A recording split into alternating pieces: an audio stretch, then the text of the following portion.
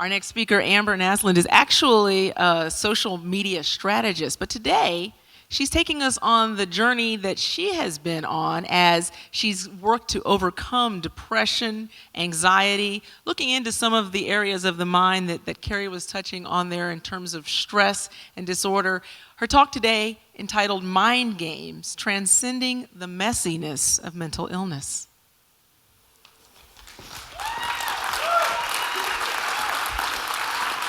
Hi, I am so excited to be here today. And when Jackie and I first talked about this talk, I went through all my usual ministrations that I do as a professional speaker, and I started to put together slides and videos, and I have none of that today. Because this story doesn't really fit. And I want to start you in 1993, on a Midwestern college campus, much this kind of time of year, where it's fall and there's a lot of excitement and the anticipation of new school and new friends, new people. And there was a young woman in the floor of her dorm room shower.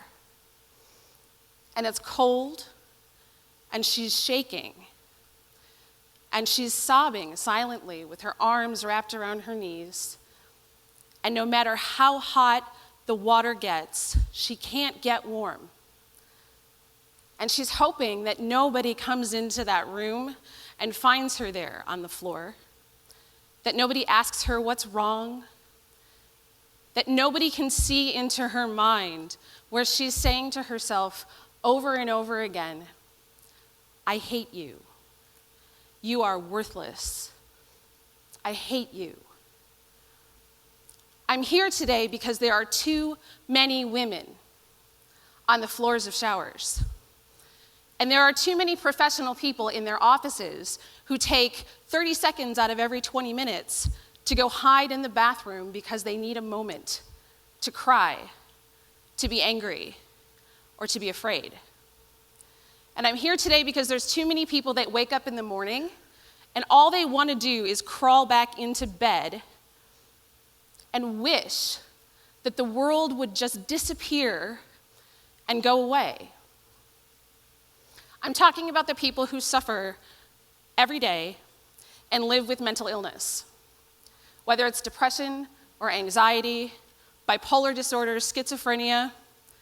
The entire gamut of that is so prevalent in our world, but we don't talk about it. I'm here on this stage so that we can talk about it. It's a stigma that we've created amongst our society because it's uncomfortable to talk about these things.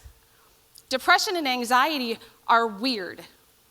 They're like the crazy uncle you bring to the family reunion, but you kind of pretend he's not there. And you shove him off into the corner, you're like, I don't know that guy. And we don't talk about these things at all amongst even our closest friends. I work a lot on the internet in my day-to-day job, and I'm fascinated by what people will share on Facebook. You will get the most excruciating, detailed story of somebody's kidney stones, of their kid's day at school, of the bacon-shaped tattoo they just got on their ass. There is absolutely no shame about any of these things. But when it comes to mental illness, we don't talk about it. We maintain our silence so protectively. And when we look at the world of illness in general, we create and lift up rightfully champions of people who battle with cancer or who battle with chronic illness. And we laud their achievement at living every day with having to overcome something that large. But we don't do that. We don't do that with people who suffer with depression or anxiety. And that is not okay with me. I'm here because it makes me angry. It makes me angry that we as a society have made this not okay. We've made it something to fear, to be ashamed of, to hide. The stigma we've created is because collectively, we've developed negative perceptions about what mental illness is. And a stigma is exacerbated when we keep hiding it and when we don't talk about it. And the reason that this matters to me so deeply and personally is because that story I told you at the beginning of the woman at the Midwestern College campus on the floor of that shower, that was me. Almost 19 years ago to the day, in fact, which I think is rather prescient, being here on the TEDx stage, that was me. And I care about that because I've spent many years knowing what that judgment feels like. I know what it's like when you finally decide that you're going to open up about this. And you start talking to people, they can almost taste the crazy. Because they sort of take a step back, like you're going to explode into some crazy person rage, or worse, that you're going to shake their hand and that you can actually catch the crazy. I promise I'm not contagious. But it truly is really interesting to watch that interaction. Because for those of you who don't suffer, life with depression and anxiety is weird. I think I mentioned that word before, it's really weird. And I got the double bonus package of both. So I've lived with depression, and I still live today with generalized anxiety disorder.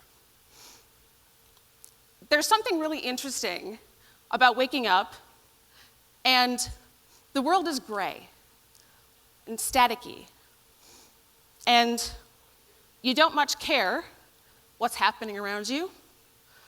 The best word I have for it is numb. And the dichotomy of anxiety is that this room, once upon a time, would have been my biggest fear. Because you are all strangers that I don't know, that could judge me at any moment for the things that I suffer from that are not within my control. So transcending these illnesses is really more than just treating the symptoms. We have to talk about it. Mental illness wins when we allow it to stay in the shadows. It wins when we refuse to shine a light on those places and make it okay for people to share what they're going through. And I have to tell you, when it comes to sharing, I know of judgment. Because it's not just the I'm going to catch you're crazy. I am astounded by the very well-meaning people who have really great advice for me. So when you start sharing about things like, yes, I've suffered with depression since I was 18, they go, you know what you need? You need a Hugh Grant movie and to put on your pajamas, and you need to eat a pint of Cherry Garcia ice cream, and you will feel better in no time. Or put some lavender oil on your pillows, or put some incense out in the house, or go take a walk or a run, or cuddle with your dog, as if these things are switches we can flip. One of the biggest fallacies about mental illness is that it is something that can actually just be changed with an attitude adjustment. My anxiety is my favorite because I get people saying, oh, honey, I had a bad day too. The printer jammed, and my boss was an ass, and I know all about being anxious because, gee, I get nervous when I do things too. And I want to say, did you spend 4 days in your house because you didn't have the mental fortitude to leave, take a shower, or do anything but cry on the floor of your kitchen? I didn't think so. So as well-meaning as that advice is, there's only one way to combat it, and that's through education. And education in books and in libraries and in science is fantastic. And the medical community is making gigantic strides towards understanding mental illness and treating mental illness. I am still treated today through medication and combination of therapy. That works for me. So I'm amazed at the progress that we've made in the 20 years since I've been dealing with this. But what we still haven't conquered is the stigma. And we must. If we're ever going to break out of the idea that mental illness is the fault of the people who have it, we are going to do it by talking, by sharing our stories with one another. I know there's people in this room that right now are looking at me saying, that's me. I'm her. And to those of you who are living with this, and those of you who love people who are living with this, you are courageous. And we need you to keep fighting. To those of you who have miraculously never been touched by mental illness, and I'm going to guess that that's no one in this room, we need your voices. We need you to fight with us because we cannot do this alone. This is a prevalent disease, and by disease I mean all of those diseases. Hundreds of millions of people every year are diagnosed with some form of mental illness. A fraction of them get treatment, a tiny fraction. So many of them drown in their illness, slipping quietly away, and we never know. And tragically, we lose one person every 40 seconds to suicide, largely because they've never gotten treatment for the mental illness that took them. The number one reason people cite for not getting treatment is stigma. We are so afraid of what people are going to think, what they're going to say, and how they're going to judge us, that we don't talk. I do a lot of work in social media. My day job keeps me on the internet more than most people. Sometimes I actually work. And if social media has taught me anything in all these years, it's that everyone can have a voice. Everyone does have a voice, a powerful one.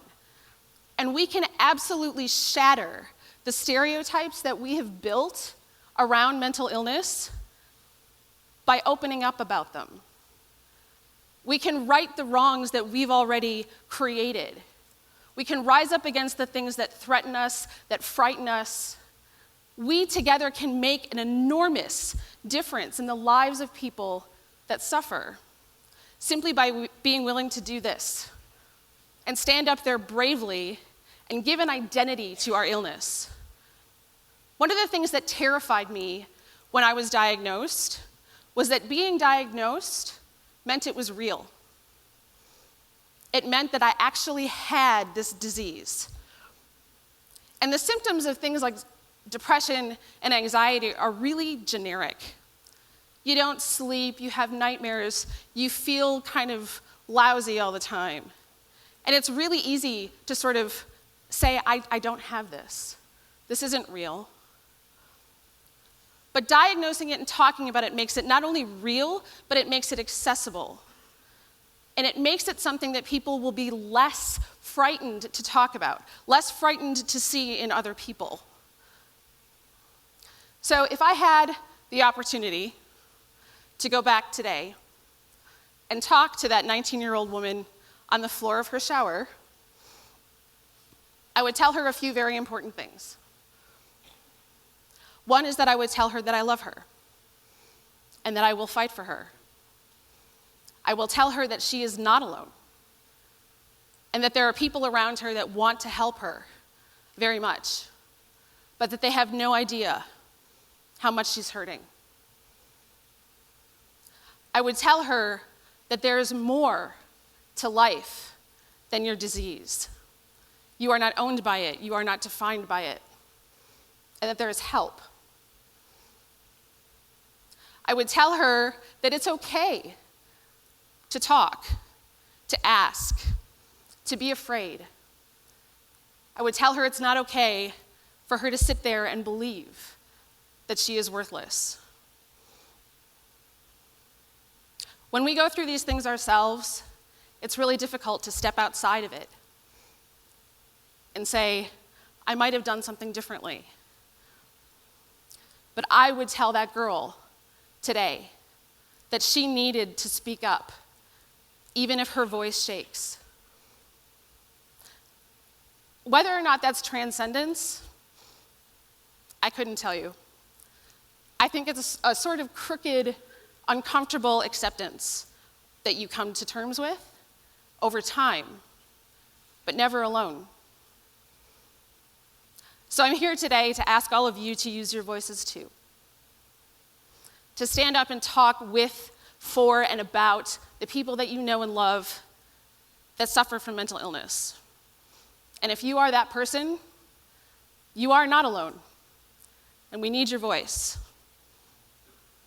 Because the danger in all of this is not in exposing our fear or our shame or our struggle. The danger instead is in keeping our silence. Thank you. Thank you, Amber. Amber, before you go. Thank you so much.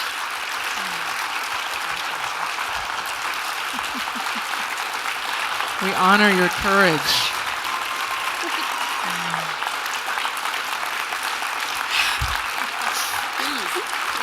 We're all going to be with you. Thank you. I just want to say before I let you go that we are so happy that you ditched the PowerPoint. I know, right? And you ditched the video. PowerPoint. And you no gave... offense to anybody who had PowerPoints. None at all. But there's some stories that are just so authentic and best told in the way that you did. So thank you so much. Thank you so much. Thank you. Amber Naslund.